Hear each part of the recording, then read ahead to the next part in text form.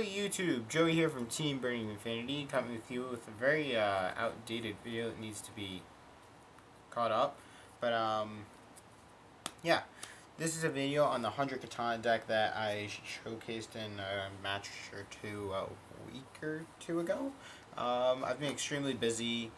Last week I was in Florida, this week I'm getting ready for school, the week before that just didn't have a lot of stuff to upload.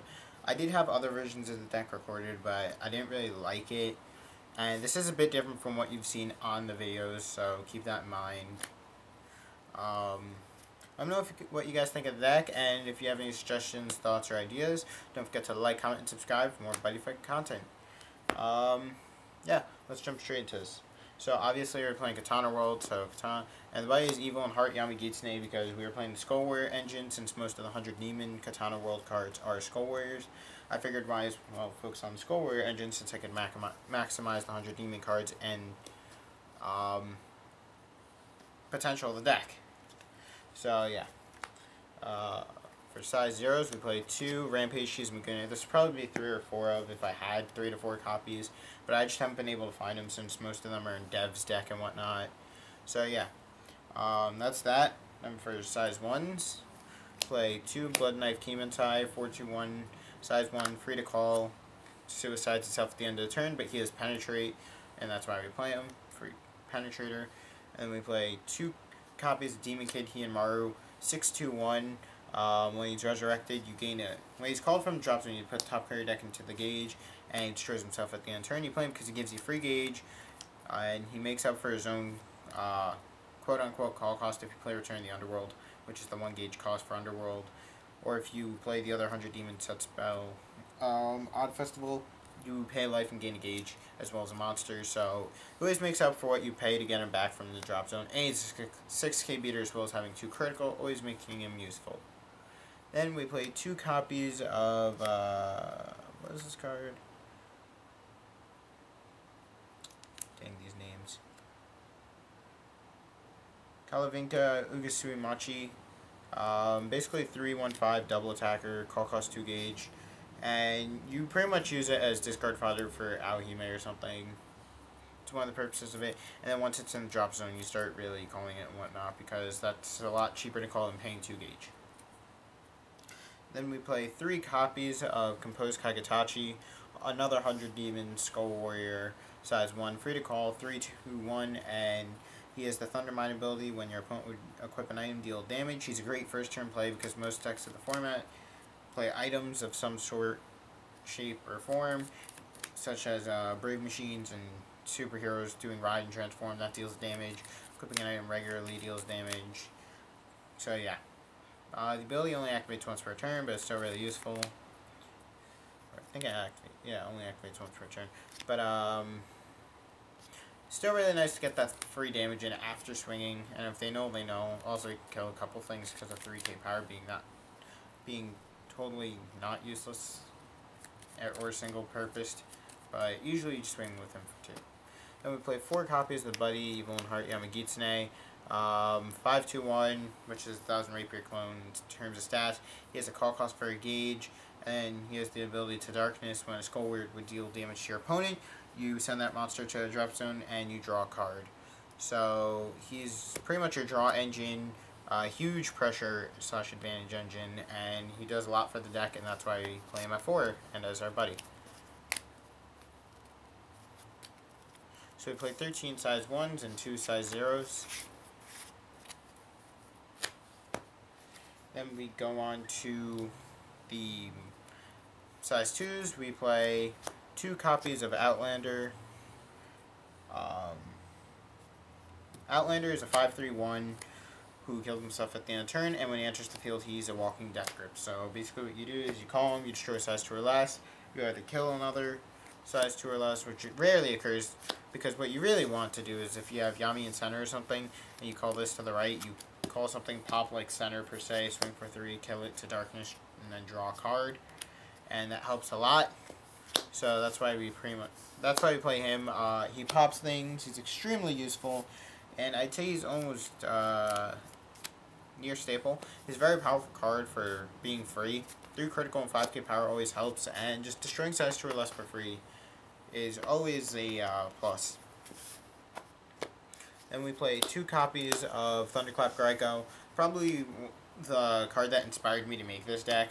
6/2/3, pay 1 gauge call cost, and Roar the Thunder Tiger. It's his ability. When this card would enter the field, deal 1 damage to your opponent. You may only use this ability once per turn, I believe.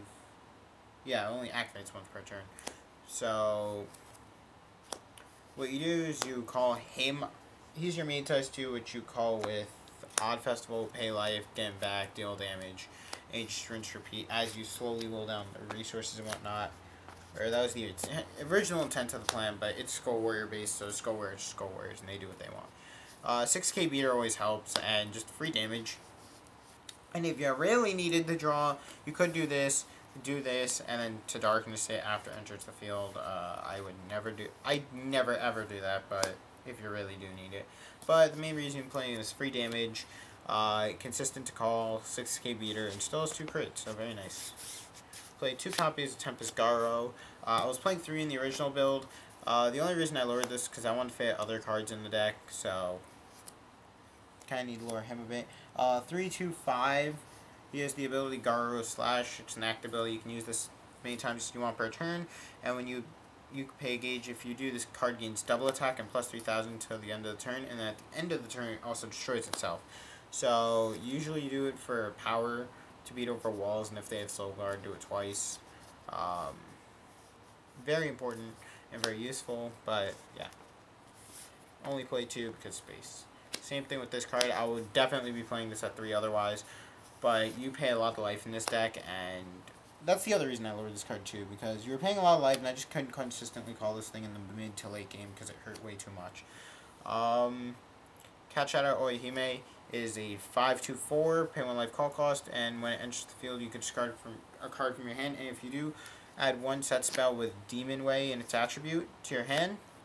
So it basically searches out your underworlds and your odd festivals, and it's a 5/2/4 beater, size 2, and it practically costs nothing but a life, but in mid to late game that actually does hurt a lot, because this deck does pay life in quite a few ways. So that's why we only play 2. And because life paying is an issue, we play Noble Ninja Momochitamba, 7/2/6 double attacker for a call cost 2 gauge, and when he enters the field you gain life. I'd probably be playing Fang Style Ninja or something else, or not even a size 3, if life wasn't an issue, because paying life is just such a big thing in Skull Warriors, and they have no life gain, so besides Buddy Gift in this, you really don't gain life at all, and it hurts a lot, so you want to play 1 or 2 of these a game. Plus double attacker's double attacker, and it always helps to have one. So that's it for the monsters. We play 8 size 2s and 2 size 3s, and that makes a total count of 25 monsters. Then we go into the spell lineup. We play 2 Art of Item Blasting because weapons are basically in every deck. 2 Return to the Underworld because getting size more and less back for a gauge is ridiculous, especially from when it's from drop zone and you ignore call costs.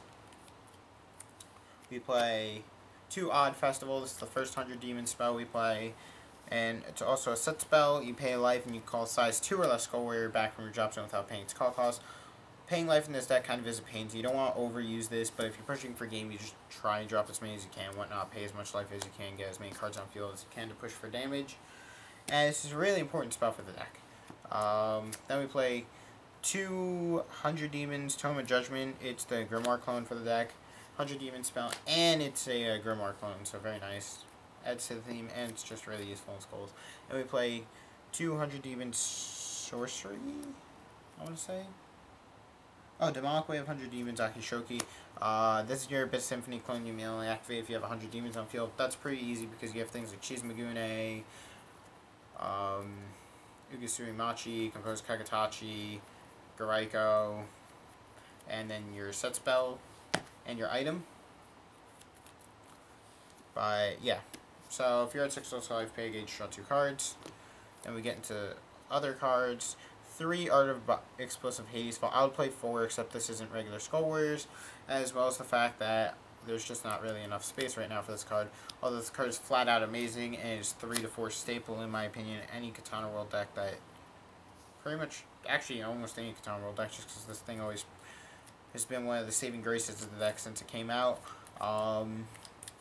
Basically, what you do is you pay a gauge and you put a card from your deck into the soul, and then if your opponent would call a monster with the same size as the card in the soul, you would destroy that monster and then deal 2 damage to them. Dealing 2 damage is not activated once you destroy the monster. It happens regardless. So if they Dragonmon, they gain no life, and it's very useful because it always allows a lot of things to. It always stops a lot of big threats, and you can always screw your opponent in the late game. And that's pretty much the reason we play this. And we play 4 Type 1 Nullifiers because Katana kind of needs these. And then 4 Demon Waveable Genbus. Because Battle War Circle Clone is extremely important. And it's way better than an Art of Buy replacement. And it's finally reprinted so people can get these for non-unreasonable prices. And then the last card of the deck is 4 Fiendish Blade. Now I'm going to try and read these names because some of them are just ridiculous. It's a 3/2 weapon that costs a gauge in life and it can attack when you have a center. So just being able to attack with the center is extremely useful and it helps a lot. And it's another reason you pay life, so that kind of sucks. But it is 100 demons, so it allows you to play out these shield demons out. For the sideboard, we play 1 more Tempest Garo for things like Seeger, Kaisarian, and all those things, because wall decks are annoying. We play 2 copies of Leaping Ninja Saratobi, pretty much for Iron matchup and any other decks that use set spells that aren't stars. Because getting rid of the set spells is really important, especially since a lot of them are advantage gaining. Next card we play is 1 White Dragon Chill Clone, because I don't know what to play for this yet. Still a few things I'm contemplating. Might throw in another Tempest Garo, maybe another Aohime or something. But just gonna leave it as that for now. 2 Demon Wave Fool's Festival. You just use this to avoid double penetrate, and that's pretty much it. Because when people link you for like 5 to 6 damage and you have a center, it really does suck and it hurts you a lot. Because 1, there's no way of stopping it, and 2, the life loss in this deck is really annoying. So you gotta be very wary of your life. Then we play 2 Ceremony of... what is it? I don't even remember this card. Ceremony of Exorcism. It's basically destroy sets. It's basically Quiox Survey, I think that card is. It's basically destroy sets battlefield for free.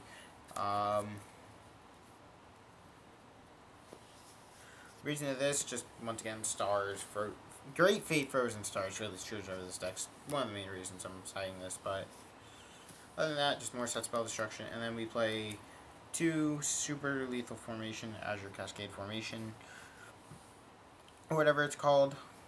Absolute Sword Formation, whatever it's called. Oh, Absolute Sword Azure Cascade Formation. Basically, prevent rush and more burn. So that's it for the 100 Katana deck. Sorry if it's not as good as my other deck profiles usually are. Just haven't been doing this stuff in a while, and I've been extremely busy. And with the school year coming up, I'm gonna be just as busy. So don't expect a lot of videos from me for a while. I'm gonna try and do my best to get to the New Jersey NBCS, and if there's one in New York one, to get that, to try and win, and also get YouTube content for you guys. So hopefully you guys enjoyed the video. Don't forget to like, comment, and subscribe, and check out our other videos for more Buddyfight content. Thank you for watching. Hopefully you enjoyed the video. Joey from Team Bringing Infinity signing out. Peace.